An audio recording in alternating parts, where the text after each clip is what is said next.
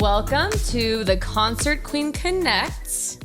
I'm cheesing really hard because I have one of my really good friends and someone who is a historian and legend in his own right of Austin, the one, the only, Toddy B. How's it going? Welcome. Say Thank hello. you. Hello, everyone. Thanks for tuning in. Thanks for having me. Super honored. course. What an intro. Thank you for being I here. love it. I'm a huge fan of you. So I've been watching the success of the show. It's been amazing. I didn't tell him to say any of this. This is all him. This is all from the heart. From the heart. No, I'm happy for you. But you took this thing and ran with it. Well, it's going great. you. I'm proud of you. Where's the tissue? Thank you. But let's talk about you and all the amazing things. And I mean, there's a multitude of reasons why you're here, but just to kind of give your rap sheet a little bit and brag on you. Thank you. 5-time winner of Austin Music Awards DJ, but he's the first electronic music DJ to win that category 5 years in a row, right? Yes, that was a while ago, but yeah, you're all right. You are You correct. make it sound, it still happened? It can never be taken away. No. It happened. The first person. I'm happy about it. I got plaques to prove it That's right. on my wall in my studio. I can show my kids, look, your dad was cool. Your dad is still cool. Yeah. You Still got you had a really successful Facebook when you were doing your Facebook lives and that show and pivoting with that, but DJing all over with everyone. There's so many things to talk about with you. You're more than Clock's ticking. I know. But we got all the time in the world. But on top of being this amazing DJ and personality in Austin, you're also a very successful real estate Thank you. guru. Oh, I'll take that. As well as an amazing father Oh, and thanks. family man. That's the most precious one to me, though. Yeah, with the cutest kids. Thank you. In the world. Thank But you. you already knew that. I thank Kimmy for that one. Yeah, that's mainly Kimmy. Yeah, but 100%. They definitely look like her. Lucky them. And they got her brain. Love you, babe. But there's a lot of you. I remember you'd There say, is. these They're rowdy. these little personality nuances that come out, especially They're potty rowdy. training. Yeah. Remember that story you told man. me? Still working on Deanie B, but we're getting better. He's almost 3 now, so yeah, it's great. So much fun. That's everything could stop right now, but those kids is what just keeps it going for me. So that's my why, 100%. Wow. Yeah, I mean that's kind of common for parents, I think, but they are 100% my why, and I hustle the way I do for them. I want to provide for them like my parents provided for me. So that means it's nonstop. Well, let's take it back to that. Let's do So it. your folks, where are you from originally? Sure. And then what was baby Toddy B like? Cute. Oh, Avi. I was born in Dayton, Ohio, and I lived there till I was about 3 or 4. My dad sold ads for the Yellow Pages, so we transferred a couple times as he got promoted within the company. I made a quick stop in Birmingham, Alabama, a quick stop in Topeka, Kansas, and then when I was in 3rd grade, I moved to Austin, Texas. Oh, wow. I went to Brushy Creek Elementary in Round Rock. Brushy Creek. Shout out Brushy Creek. You're the first person to shout out in elementary school. Shout out BC. BC forever. That's hashtag BC forever. Shout out Brushy Creek Elementary. No, I still have friends to this day that I went to school with in Brushy Creek. Wow, So really I've got a cool. lot of history here. And then went to middle school at Chisholm Trail High School, McNeil High School in Round Rock. Wow. Stayed in Austin, played soccer at Concordia. I've been playing soccer all my life. So I went to Concordia for a little bit. Got it. And then just got into the working world, got into music in college when I was passing out flyers for a local promoter. And that's kind of where I got my feet wet in the scene, which is a whole nother story. We can probably touch on that later. Well, yeah. Well, let's talk about it. So Yeah. how did you, like you said, did you just always have this passion and this connection to music, or where did that kind of come from? Sure. I can thank my mom for my music genes. So my mom was in a band, Fancy Friends from Nashville, Tennessee. Oh, wow. They were an all-female band. She played instruments, sang. I can't even remember the years this was. This is obviously well before my parents were married, though, and my mom and dad met when she was on the road, actually. Oh, wow. And she said, if you follow me on the road, I'll give you the time of day. And so he did. And they got married and had 3 boys. So, Wow. so My mom was putting me on her leg and playing piano keys with us since before I could even remember. So a long time I was around music. We were listening to music all the time. We would sing songs as a family, you know, so I always had the music bug. Fast forward to high school. I was just jamming with bands and garage bands. I was singing for a couple of different guys that were just playing instruments. We covered one of our favorite bands called Sunflower. They were a huge local band at the time, which was kind of where I got my feet wet in 6th Street with live music when I was 15. It was the only place we could go because it was all ages. R.I.P. Black Cat Lounge. Shout out Black Cat Lounge. That's a deserved shout out. Yeah. That's where a lot of the nightlife started for me, was every week, every Saturday. 15 we were at years Black Cat. old. Yeah, 15, 16, because I wasn't driving yet. So I was going with the older kids that had cars. Wow. Yeah, I don't think my parents knew about that one just yet. And then fast forward to about my senior year in high school, we were getting these crazy flyers, they're rave flyers, but we were like, what are these flyers with these names on them? And they were at the Austin Music Hall, RIP Austin Music Hall. There's a lot of RIPs. Yeah, I know. City's changed. Told y'all, modern day historian of Austin. So yeah, we've seen and down done memory a lot. lane. Yep, seen and done a lot. So, and then I went to my first rave. Basically, it was at a nightclub. I was underage, so I wasn't even 18 yet, but I had a fake ID, and it was called Proteus. Shout out Proteus, R.I.P. Proteus. I went in and I heard the bass and the music, and I'd never seen this kind of music before. I had no idea what house music and dance music was. I knew like Crystal Method and Daft Punk at that time. That was all new stuff at that time. Daft Punk, I think it just came out with that album, Alive, maybe. I can't remember. And I told my friend that I was with, where is this coming from? What is this? And he was like, oh, it's a DJ. There's the DJ booth over there. So I went straight up to the DJ booth and was just like taking it all in. And guess who was DJing? Who? Sliver. Whoa, really? Yes. Shout out Sliver. Okay, so Sliver is because he played a show. Was that, I don't even know, 2020 was that 2019 or 2020? I don't even remember. I don't even know, but yeah, I had dinner with y'all. Mm-hmm. And like, oh yeah, that's right. I had no idea. Hypersonic Night with Jason, right? Was that Sliver? I don't know. That was definitely Sliver. Because you introduced me to him and I was like, whoa, I did not know that y'all had this crazy history. So it all connecting the dots here. Wow. So so Sliver was in a didiaper, makeup Wait, what? Spread out. Was that a look? 5-inch heels. It was to Wait, him. what? Sliver was the epitome of the nightlife club kid. Oh, wow. Like all the New York City club kids in those era, he was like the ringleader of the ones in Austin. So instantly I was like, oh my God, this is amazing. I love this music. How can I get more of this? And that was when I don't think I even cared about live music anymore. I was all about DJing. I was not DJing at the time, but I was all about DJs. I was all about house music. It was an outlet for us to get away from our parents and go to these long night raves. And that's kind of where it started with me, was about that time. And then in that process in Concordia, I met Lance Cashin, who had a record label that had just started. It was called Slow Motion Music. Shout out Lance Cashin. And he basically needed a kid to pass out flyers for him. And I was all about it. And he was just, he DJ'd at the time. He was playing all these clubs. I felt like I was in. He was with D-Fuse, who was another guy who kind of made it big on a local level. Shout out D-Fuse. He ended up touring with Paul Oakenfold on a Perfecto tour. And so that was kind of his, on a local level, he had already made it. And then he had got on to Perfecto, and that took his career to another level. He was on Moonshine, if you remember the Moonshine Over America series, which was like, oh God, Keoki, Christopher Lawrence. I can't even remember all those names. But anyway, he made it big. So he was a part of that crew, and I felt like I was a youngster. So I was just passing out flyers for gas money pretty much while I was in school still. Wow. And then fast forward 10 years, Lance moved to Fort Worth and kind of passed the baton to me, and I basically started running it. And by then I had known how to do shows just from watching Lance. We had started doing shows in actually, you know what? Our first real big show was 9/11. So when 9/11 happened, then it was on a Thursday. Was that a Thursday? I can't remember if it was a Thursday or Wednesday.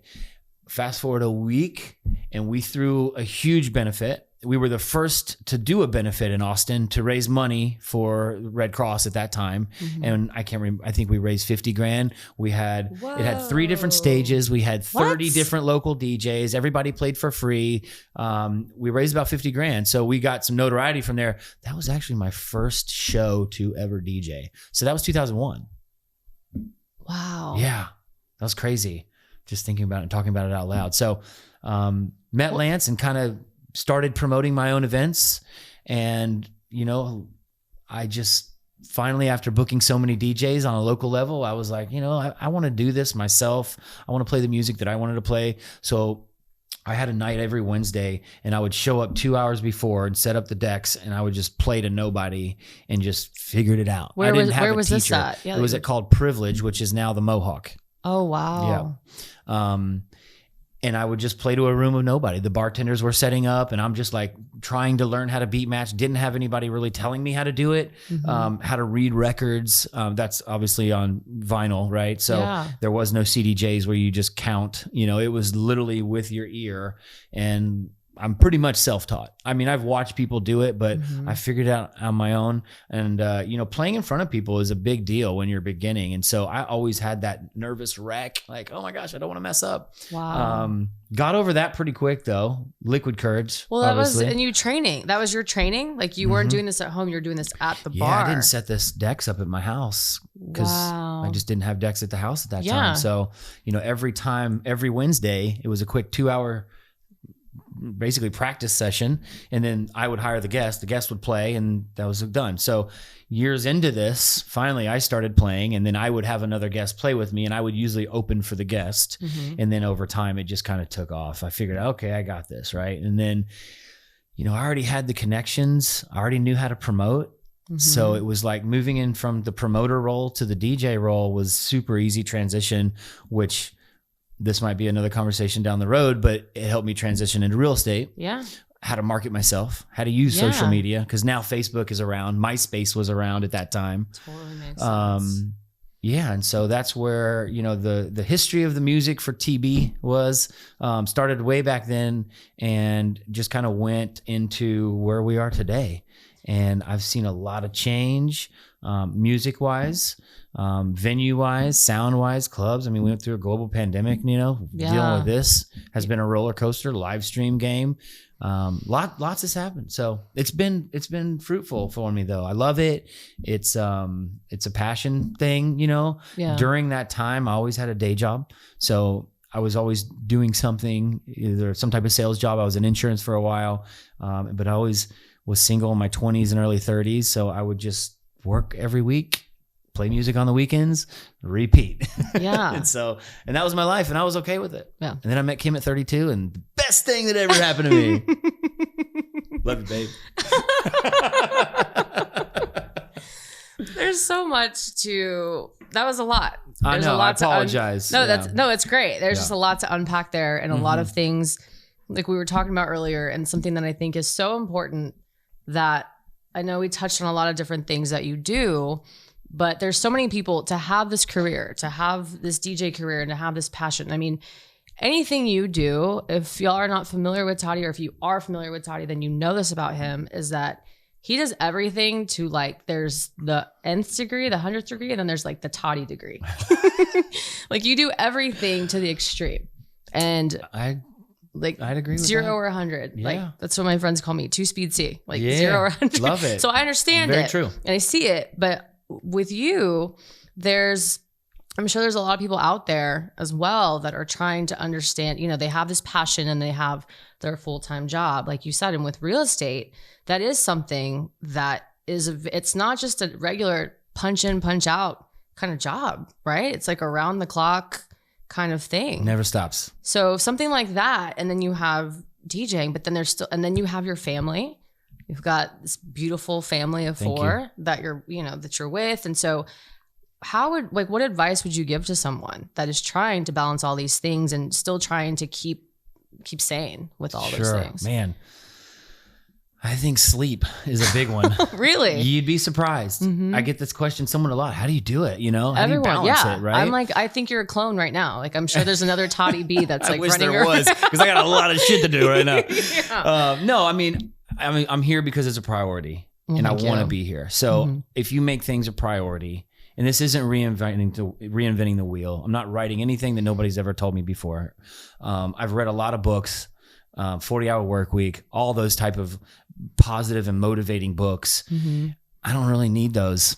I'm motivated. I got that stuff down. I'm more on the educational stuff right now, but you know, I think rest is huge. I try to go to bed at midnight every night, and I wake up at 6:50 every morning. So that's because of the kids.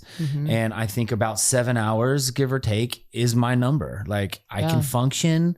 If I get more, that's awesome. If I get less, I'm a little grouchy, or I'm a little sluggish at lunch, maybe yawning through meetings, maybe.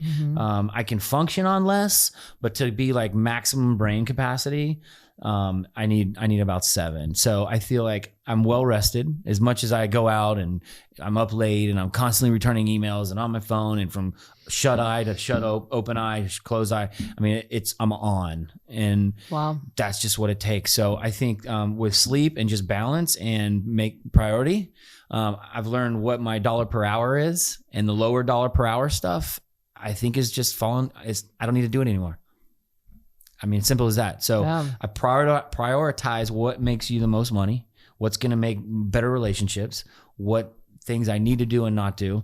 And the dollar per hour, I feel like, is huge, because I'm past that. I'm 43 now. So I don't need the lower dollar per hour stuff. And I don't mean that to be rude or not take meetings or whatever, but if it's not going to help my family and it's just a networking thing, I'm cool with that. I try to set a networking lunch every day. So Monday through Friday, I try to have lunch with somebody, either a new client, a vendor, a friend, somebody. So I'm networking and doing that. And that stuff's easy, right? I make time for it. Like people that live here locally, and they're telling me they're a month out to have lunch. I'm like, come on. You just don't have lunch with me. No, but it's not you that and I, hard. like you and I went to lunch that one time, but there was like, I see that. I mean, you definitely make time, and I can totally relate to that, because I feel like since this has started, and I mean, thank God for Steve for really like pushing me. Shout out Steve. Shout out to the man behind the wizard. He is the wizard. But yeah, I completely understand that. It's like you make time for the things that you want, and if it takes up more mental, like I was telling you earlier, the mental space, I'm like, I don't have the time for that. You know, you've got to really assign a value to it. So I like the way you're saying, like, and maybe not even an actual physical dollar. Sure. But it's and like I mean, I use that loosely. Yeah. Like you just said, prioritize what's important. The stuff that's the low hanging fruit, let's knock that off real fast. And then like the big stuff, you know, with real estate, there's a lot of big stuff. There's people are buying homes. This is a big deal for them. I have to treat it like it's very, very important. And so we take all that stuff very seriously. Music stuff, it's just like I'm a robot with music stuff. I spend a lot of time digging for music still, but I do it like at the right time. Like I make sure all the family's done, make sure all the real estate stuff is done, and I'm like, okay, I got a time block, because I'm really big on time blocking. Are you? Okay, absolutely. that's what it sounds like. Yeah, have to. I mean, if you just fly by this, you know, I don't work that way. So I literally have a calendar, and Kimmy and I run a calendar very well. So it's between kids, work, and, you know, time blocking music is like, I don't get as much music stuff these days, but I make it very efficient. I shut the door. The kids are asleep. Kimmy's doing her shows or doing Kimmy stuff. And I just knock it out. And that's how I stay fresh on music. So it's probably about 4 hours a week. So, wow. So when you're doing that, so someone like, I'm not a DJ, but what is it that you're looking up and you're trying to stay, because there's constantly new music coming out all the time, especially now, because I feel like with all the social media platforms, and there's just so many different mediums now to discover music. So how do you, without it being your full-time job, but you're still, I mean, I tell you this all the time, you're one of my favorite DJs. Oh, thank you. I appreciate it. Can't say you're my favorite because I'll piss off some people. I know. It's okay. I'm okay with number 2. You know you're I'm okay with being number 2. The top 2, maybe. But top 10 is great. Top 5. Because there's some great DJs out there. And you know them all. So let's I say get top, it. Let's say top 5. You're still number 1. But love you. But you're so great. But with what you're playing, do you attribute that to I mean, the technical skill, obviously, I think is one piece. Sure. But also, like, you just have that ear that's been accustomed to, like, what is trending, what's hot, what you like. Like, how is it that you're selecting music when you're going through that process? Great question. Love it. Well, first of all, I'm a Beatport junkie. Okay. So it's a music outlet that a lot of DJs use. Okay. I have got this website categorized by my favorites. I can like certain labels, artists. So therefore, when they put new music out, it alerts me. So I've just, over the years, my musical styles have changed. Really? Oh yeah. There's been a lot of waves. And I want to hear the waves, because I know we talked about that too. Did you start on trance just because you mentioned like Paul Oakenfold and all that? Yeah, no, I get it. So my musical taste started with, this is such a great story because it comes full circle to where we are today. Okay, I know, great. It's crazy. So I like tribal deep house with drums and percussion. So tribal house was my sound when I first said, okay, I'm going to start DJing. These are the records. This is the sound I want to play. These are the records I like. And it was kind of progressive, very tribal, very drums. And then I went into more like a disco-y deep house phase, and then EDM happened. And by this point was when I was winning like the DJ awards. And so EDM came out, and it was like Vegas and Austin, and it was just Avicii and Swedish House Mafia. All of it. Yeah. I played all of it. Wow. I played it all. And I would never play the originals of those big songs. Okay. I would always dig deeper and play like the dirty remixes. Got it. The more chill, not so commercial. Okay. Because I was playing at places that were like, now they're super popular. They're 500-600 people bottle service clubs. What is now Summit, before then it was, forgot it. It'll come back. And that was like where the music was getting really popular. Avicii, all those huge names. They were just, I think Sirius Radio maybe gotten big at that time. So people had an outlet to that music now. Right. Because previously this is all underground stuff, really underground stuff. Right. Wow. And then that happened, and an EDM phase happened. And that was where like the normal, let's call them open format hip hop DJs and fans of that music. Now I could play the remix and I know different. That song, but that's not the song. That's the house remix of it. So I would get away with that and still kind of keep my house music roots. Right. Not really selling my soul to the devil of commercial EDM music. Right. But I rode a fine line. True purist house DJs would have been like, this is garbage. And eventually that's why I quit playing that music. Not for them, but I finally was like, this just isn't me. You know, I think I was playing somewhere, and every night on that residency, it was a monthly thing, Kimmy would ask me in the morning, how was it? I was like, the crowd was amazing. I was in front of 1,000 people probably, but the music is just not me. It wasn't my vibe. It was EDM. I'm a house head, true and through, right? Yeah. And it just was like selling my soul to the devil. I just hated it. Wow. I wasn't a fan of the music. I was doing it for a paycheck and just to be in front of that many people. About that time, I had started my real estate career. So being in front of that many people, it was a big deal. Yeah. It helped. It really did help. And then I went back into my deep house, underground house stuff. This is probably 10 years ago now. So now I've been, not that long, give or take. And now I'm back into the progressive tribal house that I started at from the very beginning. Wow. And I listen to some of that music that I listened to 20 years ago, and it's timeless. It's great. So I think house music is timeless music. I think every form of it is. Some of it comes and goes. I think like EDM and dubstep, we're probably not going to jump back on that train. You're not? I'm not. Just kidding. I'm a fan of dance music. Right. That style of music isn't my bag. I'm not knocking anybody for liking it, all good. To each his own. I'm just a house head. So, if you heard one of my sets today, you could probably compare it to something that I did 20 years ago, and it'd probably be about the same. Yeah. Well, I feel like there's such a stigma, and that comes up too with each of we had Kelly with Real Music. I had, shout out Real Music. Yeah. Real Music, Igor with Pig and Dan, and everyone has their different personalities and their different views on EDM, and Kelly's like, it's electronic dance music. Yeah. Like that's what it is, which yes, it is. But like you said, I think there was a lot of pressure, which I'm sure a lot of DJs felt at the time, to play the big room kind of stuff. And then, you know, you've got Avicii and Deadmau5 and these people playing in the big festival. So of course, that's, you know, the it's being masses filtered out to you. So I respect the fact that you were like, I'm still not just going to play just the basic. I'm still going to go into something. And I think that's what kind of made me a little bit different. And I had a huge network, so I would book tables. And of course, every club owner loves that, right? So I had that going for me too. Yeah. So I could charge a little bit more money because I'd tell them, hey, I'm going to book 5 tables and they're going to get that money back tenfold. So they pay me a little bit more. Right. But yeah, it was my version of EDM, playing my style of it. And it was fun. It was fun while it lasted. And it was a vibe. It was a vibe. Shout out Furno. It was a vibe, but you know, the vibe at the end of the day, it just changes and people's music changes. And I mean, I've followed artists for years and watched them go through different styles of music and genres of music and blend genres. And what kind of house music is this? Is it deep? Is it tribal? Is it progressive? Is it trance? So to answer your question, I never really did the trance thing. I appreciated it, but I never played it. You know, I've been to all the raves and heard them all play and had some good times. Yeah. Good times. Good. How many O's is in that? Good times. Lots of O's.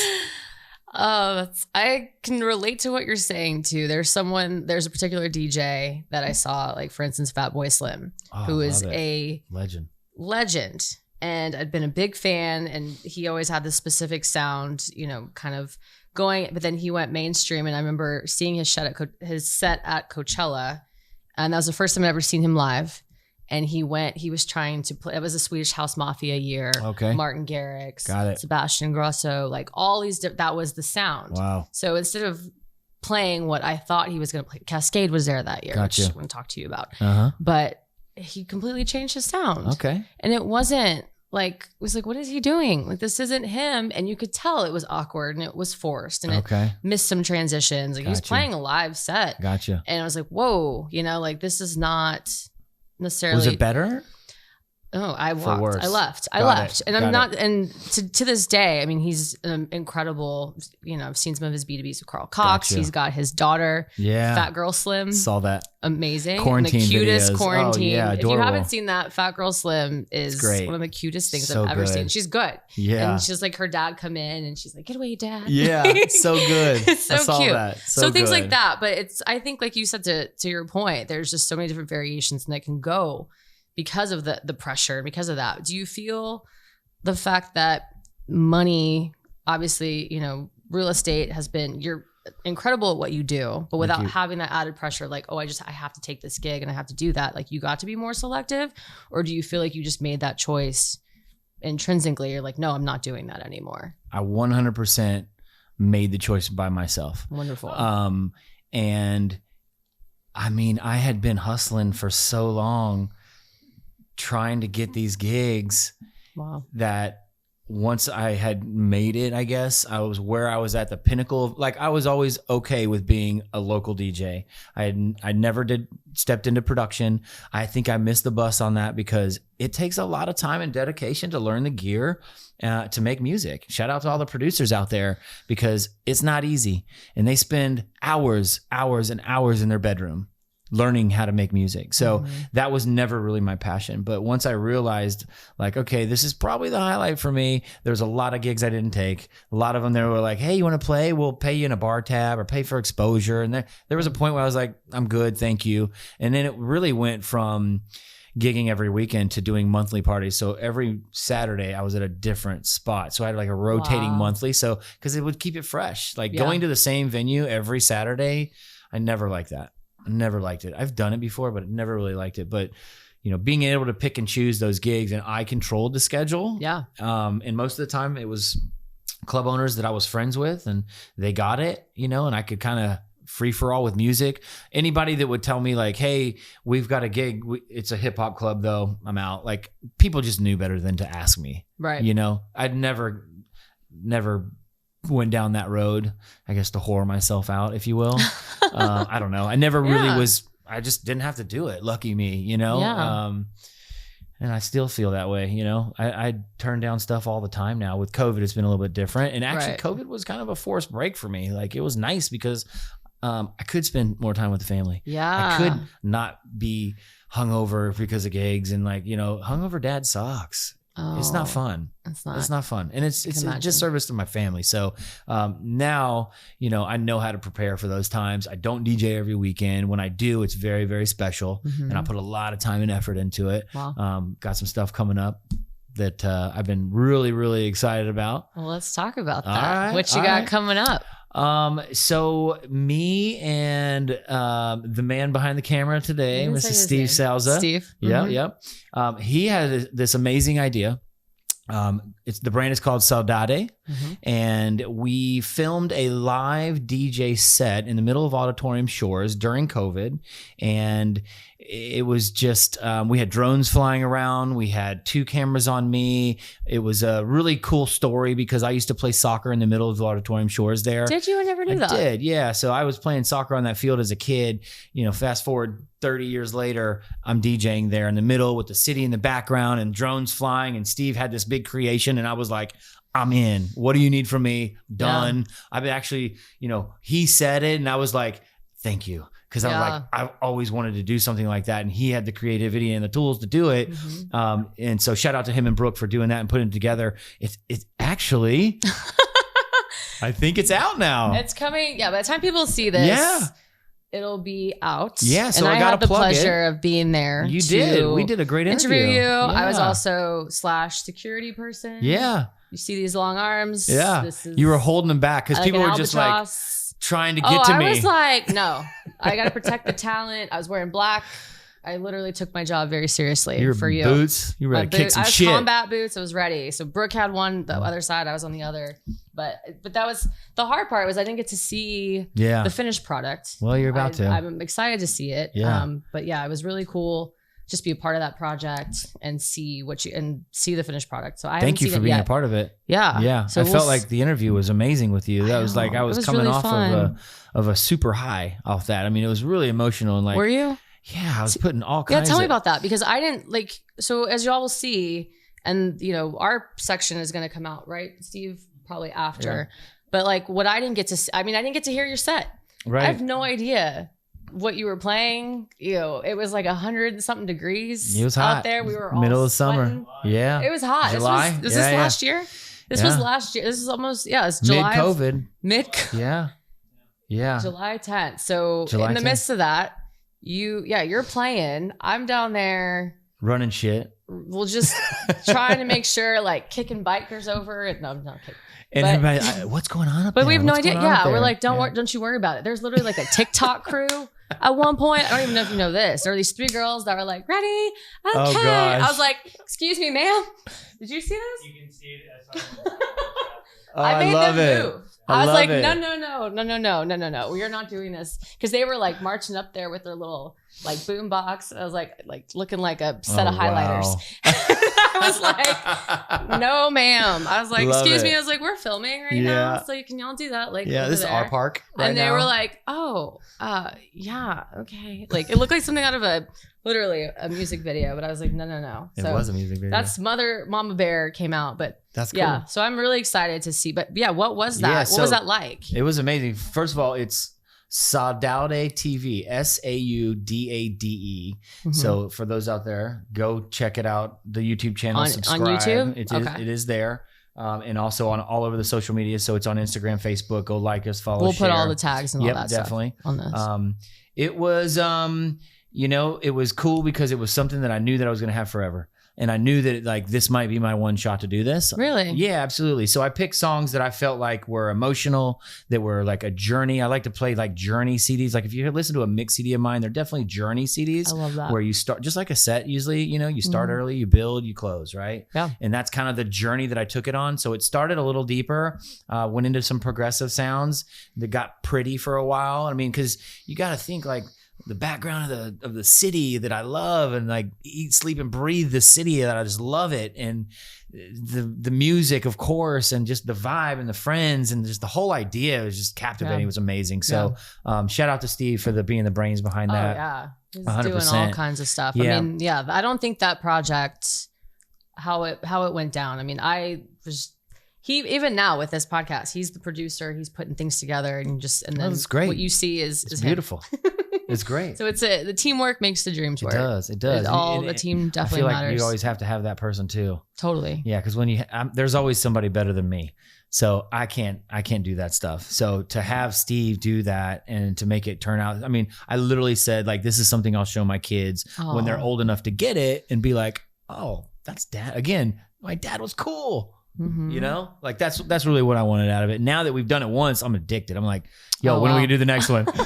I know we have something really big planned, not for the next one, but we've got a spot that is a total iconic spot that I can't talk about right now because I don't want to jinx it. But there will be some more saudades with other artists coming. So definitely everybody go follow the brand because there's some really good artists coming on, some really cool locations that I know they have already up their sleeve, which we've all kind of put together. So it's going to be cool. But we got a really big one that I really want to talk about. I live like besties and I have no idea. So that's how like tight-lipped it is. So you have to follow them to understand. And this is something unique, special. No one in town has done it. Yeah. You know, we've seen the circle sets and there's been a couple of little knockoff people that have done it and tried it. But this, I feel like, is right up there with the circle stuff, circle, however it's said. Yeah. The production wise, I mean, it is top notch. It's dope. Awesome. I mean, even if you're not into the music, you'd probably look at it and be like, oh, that's awesome. Like I can appreciate that. You know, it's an hour and 30 minutes long. So it's quite a long set. Yeah. It's a long journey. Yeah, it's a long journey, but it's a great journey. Well, the fact too that, I mean, and I know in the initial concept with Steve and talking about just, you know, because there is Circle. I actually went to a Circle in Mexico City. Circle. Sorry, my bad. I know Brooke used to correct me on that, but Circle was when because it does have the tilde because it's French. They're in French, but the whole concept, and like you said, with it being the times and COVID and all these things happening, I mean, everyone's just craving that. So it's like they had this whole idea, but like you said, if you're able to pivot and do something different, and people were craving that right now. Yeah, you did a Circle set, didn't you, in Mexico? Yeah, the one I went to Mexico. Yeah, Tale of Us. Yes. Oh my gosh, that's huge. Yeah, I was pretty stoked for your that. story on that is amazing. I wish I could have done with you and like repeat that. That's amazing.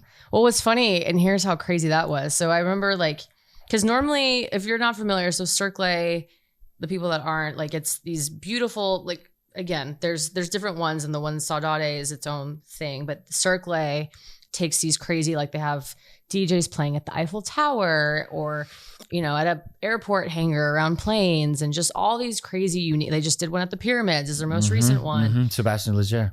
So they have all these crazy locations and beautiful with drones and things like that. But they're always like, they announce them on like a Thursday and they're filming them on Monday. So it's like, you've never really have the bandwidth to go to those things.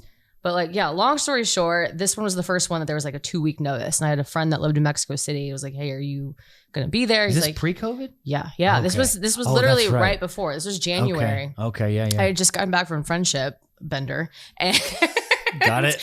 And then was like, all right, now I'm flying to this. But it was one of those once in a lifetime kind of things I couldn't not go Gotta to. Do it.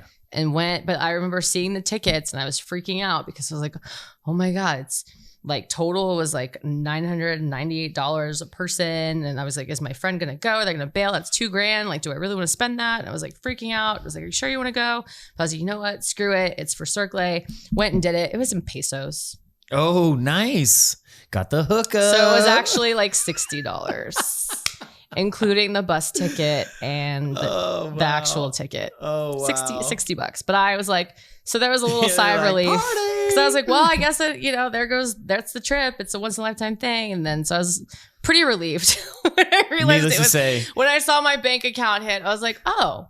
You're like, I got money when I got home. That's not bad. This is great. $120. I love it. All right. Thanks. So, but yeah, that was a really cool experience just to go through and see how they set that up and to be there for the filming. And I actually went up to, Derek's the founder and was like, hey, like, thank you. Because I've been following him because he does the interviews and things like that. So anything like that, like you said, the way that you follow music and listening is the way that I follow like these certain like Zane Lowe and all these different people, Rick Rubin, that do these music interviews. Like I crave that kind of stuff. I love it. Love learning about that. So fun to be able to, pick your brain and hear and just your connection to music and learning why it's so important to you. But that project sounds amazing. I'm excited to see we're stoked. The final product of it. Yeah, that's a passion project for music is a passion project. Yeah. At all times. I feel like it's embedded in me and that's just part of me. Yeah. It's like that and soccer. Mm-hmm. I've been playing soccer all my life. So that's kind of what I do now at 43 to stay healthy. And I still play with a bunch of college buddies and guys I grew up playing soccer with. So that's cool. You just won we won a tournament, an over 40 tournament. Woo, shout out Austin Thunder. I'm still managing. My body's holding up. My brain is like, tells me I want to do this, but my body says no. Oh, so you got to get that WD-40. Yeah.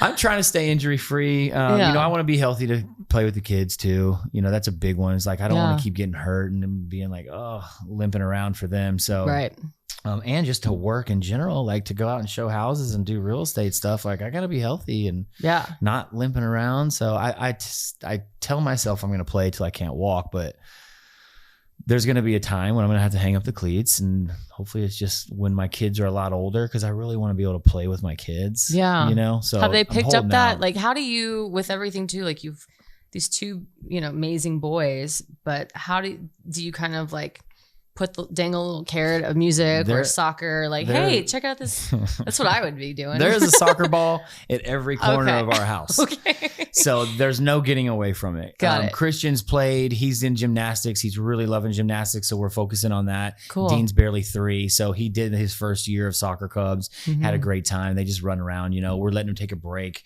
I just don't want to force it on them at all times. If they like it, cool. I just want them to be happy kids.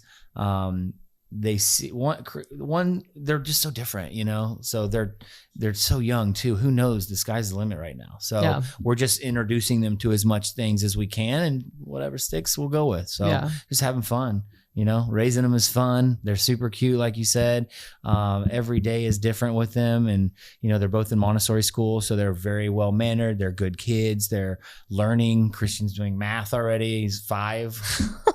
I know. They're going to be self-sufficient. We read books 10. every day for breakfast and dinner, and they're reading the encyclopedia by choice. So their vocabularies are huge. Dean's starting to talk more. It's great. Being a dad is definitely, out of all those accolades you said, like dad is number one, you know? So, and I couldn't do it without Kimmy. She's the boss. She is the boss. She's the boss. She's great. We work together too. So how's that dynamic? It's great. It's really good. So she's a badass and she's super organized, and she was in the mortgage business for 10 years before we got together. So she kind of knows where everything is in deals and transactions. Awesome. So she can do all the back end stuff, all the marketing, all the lead gen, the contract to close, the follow up, the keeping the train on the tracks. Wow. As well as be a full-time mom and run our house, run the business, and everything, run my life. Because let's be honest, I still need direction, and I'm a kid still. She has 3 boys. I'm one of them.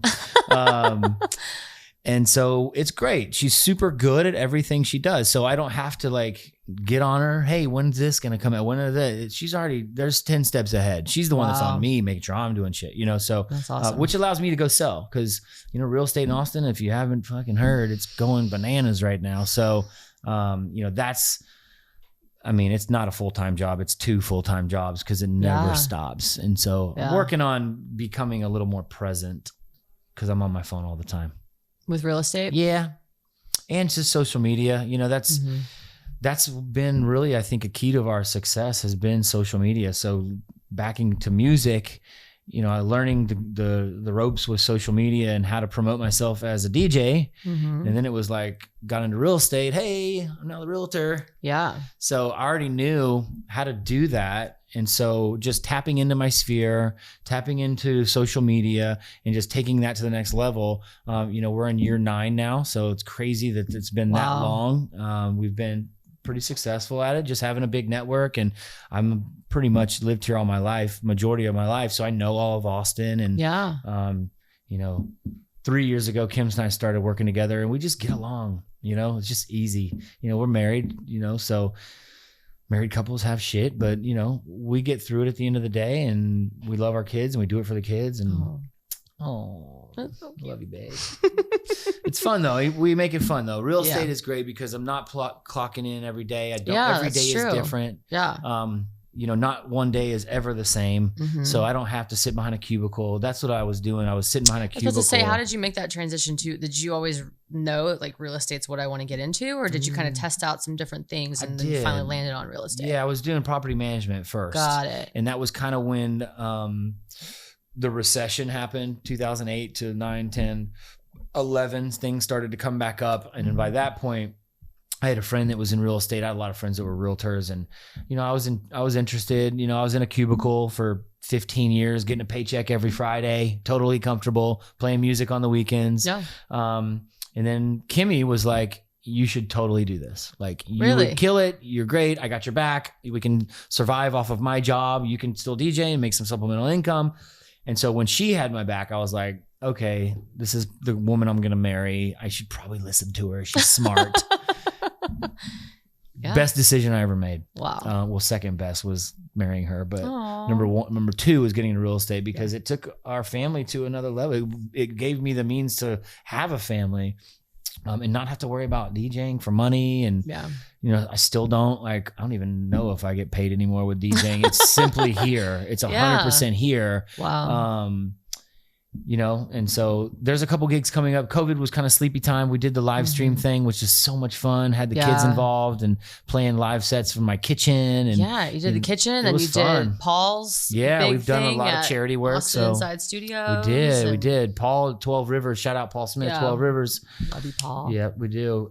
Paul is Mr. Charity. So when COVID hit, he was like, "Okay, what are we doing?" Yep. How are we going to raise money for the first responders? Oh, we have this warehouse with all this gear. Let's use that. Yep. And so we did that. And every week it was a put on for your city. So we had Austin, we had a bunch of big cities. We had DJ Jazzy Jeff, Questlove, Sarah, and Landry locally, myself, a couple other locals, Black-a-Lack. And we raised I don't even remember how much money Paul raised. Probably tons. I don't for even, PPE and all kinds of different things. Things that were not readily available. And I know that's kind of like, that's such a that's tough when you see, and I see people like, you shouldn't have to rely on individuals in the city to carry the city. You know, you're supposed to, that's why we pay taxes. And I know there's that whole discrepancy, but at the end of the day, I get it. Paul has never once like asked for anything in return. Right. He just is like the first thing, you know, him and CK. Absolutely. Like our huge CK chin. Shout out CK for sure. Yeah. Him and CK together is like, it's this dynamic duo. It's a charity machine. I mean, even just with the recent water drought. Yeah. I mean, they came through and delivered however many hundreds of thousands of bottles of water to shelters and nonprofits. And I think they've put out some social media videos from what I've seen though. They just literally overnight jumped on it. And had truckloads of water and boom, boom, boom, boom, you know, delegating. And that's just the way their brains operate. And I commend them for that. I wish I had that much of a giving heart, I guess. I mean, but it's not that you don't, you do. Sure, I do it in other ways. Right. Yeah. But I think, like you said, there's different, everyone has their different strengths. Sure. And like, that's, you know, the first thing, like you said, that's where Paul's mind goes. That's where CK's mind goes. CK's still out there doing stuff for Austin Mutual Aid. So we all do our things in different ways. Yeah. I wouldn't just credit and say that, you know. I'm all about charity and giving back. Him and I donate annually to probably 40 charities. Wow. Yeah, we've got a list. And every year it's growing just because we find another pit bull association or, you know, somebody else has it for the kids, you know, which is fine because we're fortunate enough to be able to give back a little bit. And I think it's all about it. If you can, why not? You know, if you can't give the time, money always helps. Yeah. You know, so that's what I mean. Whatever. That's how I always tell people too. I'm like, if you can't donate, if you can't do that, maybe just share. The same thing, like when you're supporting artists, supporting music, maybe you can't buy their album, but you can share it. You can tell someone about it. You can, you know, buy some merch. Maybe you can't. There's those people, you know, between the artists and that whole industry obviously was super impacted by everything that happened. For sure. Anything that you can to support artists, support people, like you said, there's always a way to give. It's just instead of just sitting there and not doing anything. I agree. I think buying music is a big one too. I mean, as much free music as there is out there, and like all these artists that aren't touring, like we all know the money's in the gigs, right? So now is the time more than ever to go out and buy those artists' music because they're sitting at home not touring still. A lot of them, you know, and bless their hearts, the guys that were, or gals, both, that were like on the come up and then they had to halt. I feel for them. You know, there's so many artists that were just people. Like right on the verge of making it and then halt. So I hope they can recover, you know, hopefully when things get back to normal, whatever that is, that they can open up a little bit throughout the country and gigs can start again and it can kind of like 2020 was like a blip in the matrix and they can just keep going. So, you know, my heart goes out to all those artists that were like right there. Cause I know the time and effort that it takes, you know, on not just dance music with anybody. Right. You know, well, and just local the ones that we've had here, like Jonathan they've all, Terrell Jonathan like about Terrell to release an album and then, same thing. We had Daniel. Shout out Jonathan here. Terrell. Yeah. Love that guy. He's amazing. He's an amazing human. Yeah. We have, but just like you said, the people that we've had, it's affected them. And what's so interesting, the comment between these performers is that a lot of them are introverts, which you never think because they're on stage. But it's interesting how that's kind of fed there. Like now they're being forced to stay inside and they're not like on stage was their outlet. Like you're saying, soccer is your outlet to get that, do that. And same thing with music. But like for them, stepping onto the stage is that's their freedom. That's where they feel, and not having that has affected a lot of them mentally, which I think, you know, mental health is something we talk about a little bit on here, but not as much. But I think this has been a difficult time. I feel like for everyone, we always talk about that too. I mean, yes, you want to acknowledge like everyone's going through it, but we're all going through it in our own ways. And just having a little bit of grace for everyone. I feel like first the mental health thing is huge. I mean, if you're having issues, tell someone. You know, talk about it, reach out to somebody. Don't stay like sheltered in. I mean, it's easier for me to say that than to be done because I'm pretty much an extrovert. But how did that affect? I'm sure that affected you because I know we're both mildly social. Yeah, mildly. just a little bit. Just a little bit. But that for me was like a huge, I mean, and Steve knows this, but like I was just a go to the point of burnout. And I didn't realize how burnout I was until I finally got home and I couldn't go anywhere. But I have this like introvert, extrovert personality too, where it's like I love going out, but I also love my alone time to recharge. And I need that back and forth. So then when I was like, all right, cool. If I was watching live streams before they were live streams, I've already seen all these videos. It's the first time I ever watched Netflix and watched TV. I never watched people. It's so funny. I was at dinner with Tamika Jones on Friday and she's like talking about some TV show. I was like, I don't know what that is. And she said something else. She's like, you don't watch a lot of TV, do you? I was like, no, I don't. Because I watch music. But that had a huge impact on the people that I was talking to. And, you know, 2020, like we said, is just a blip on the radar. But like for you, and I know you have your family, but still there's that piece of you, I'm sure, that was still affected by that, of not being able to go out to that extreme, or especially, I mean, you're like, get over here, give me a hug kind of thing, and not being able to do that. Sure, that's a little different now. Still weird. Yeah, especially with real estate. Yeah, I mean, I'm fist pumping, and like, you know, some people are more open than others. So I have to wear my mask. I've been safe, knock on wood. I didn't get COVID, so because I was safe. And I'm around a lot of people with real estate stuff. Like we never stopped, so we've still continued. We've just been, you know, using new rules and guidelines and been safer. And, you know, I feel like that's just the way that business is. And we were essential. So we were able to work. So, you know, super sympathetic to the people that couldn't. And try to give back as much as we could throughout this time. Like it was really tough because 2020 was our best year ever with real estate, you know, and in a horrible time.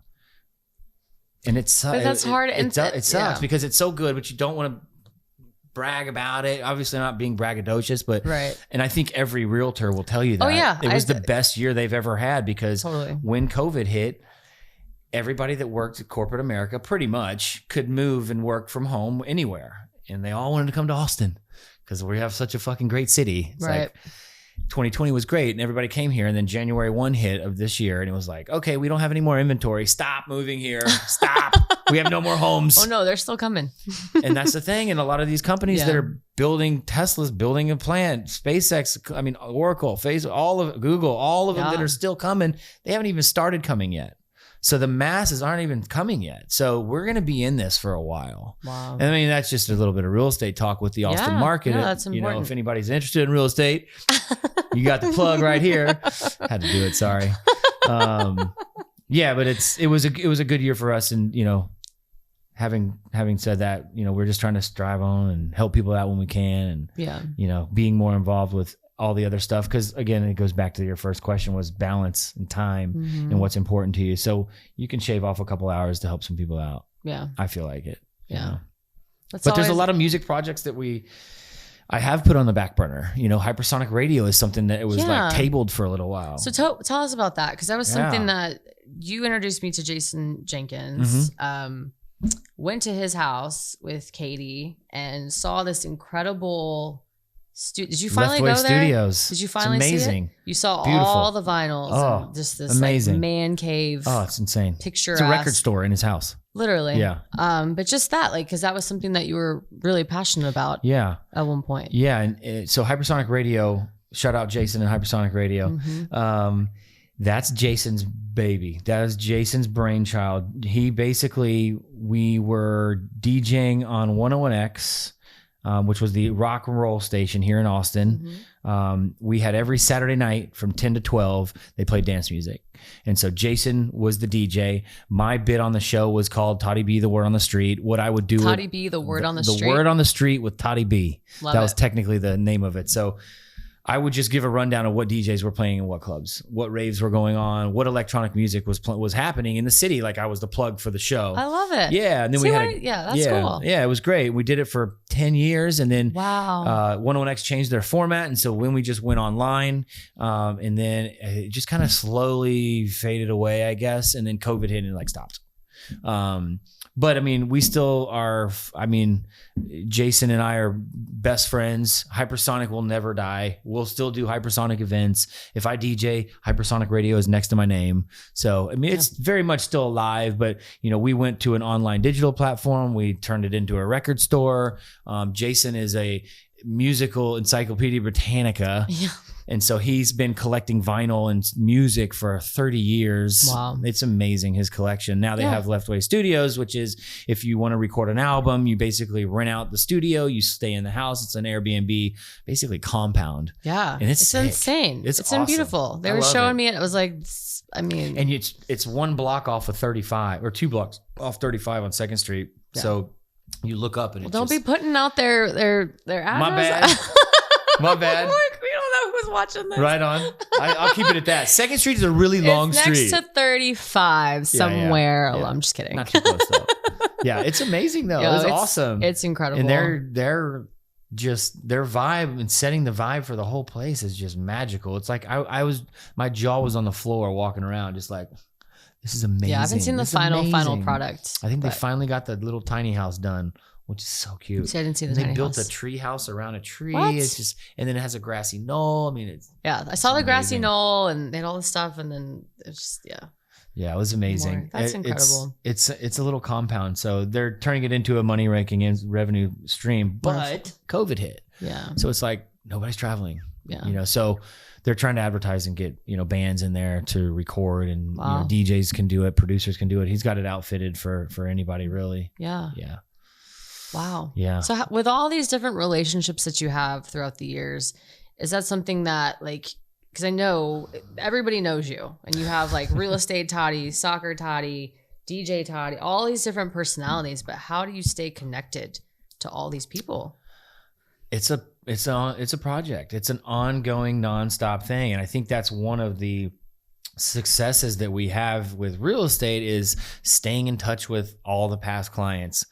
Staying in touch because in 5 years, if they want to buy another house or sell or move up, you know, we've got to be top of mind. So I feel like just being a social person for me has come easy, I guess. Having social media has made that even easier. Yeah. I just like people, you know, I have a high tolerance for people, you know, people that suck. I'm just like, I don't like people that suck. Who does?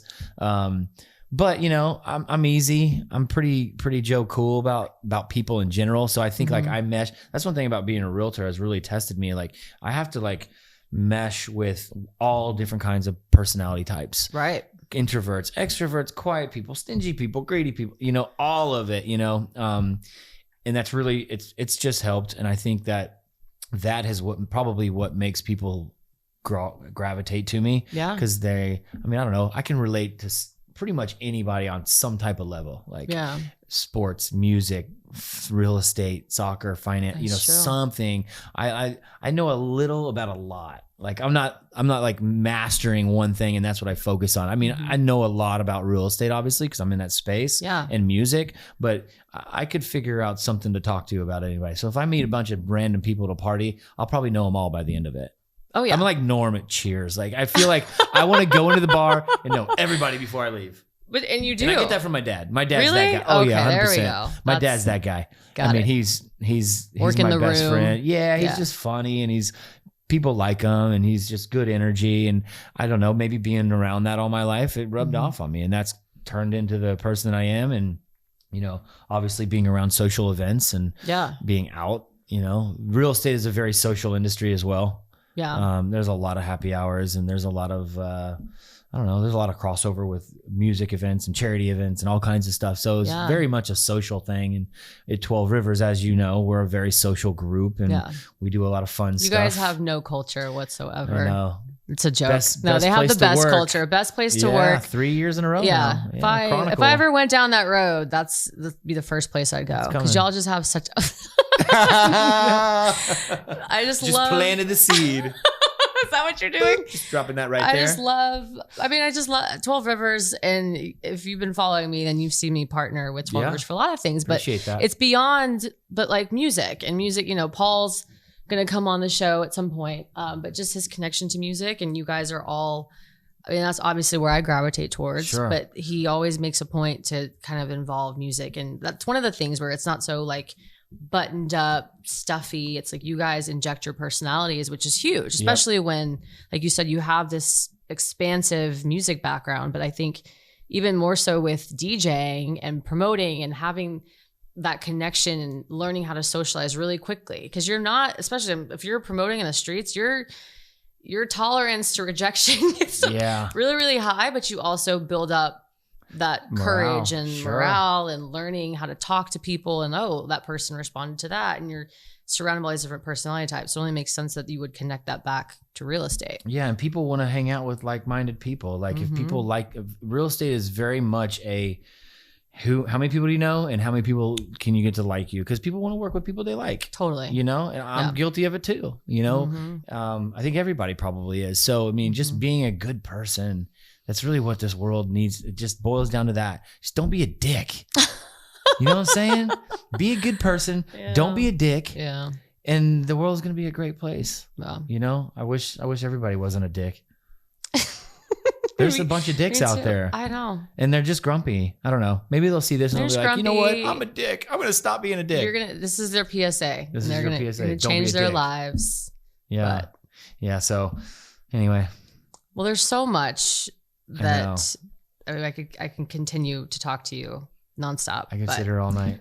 What would you say, one of the biggest lessons that you've learned from music that you carry on to today? Oh, wow. That's a good one.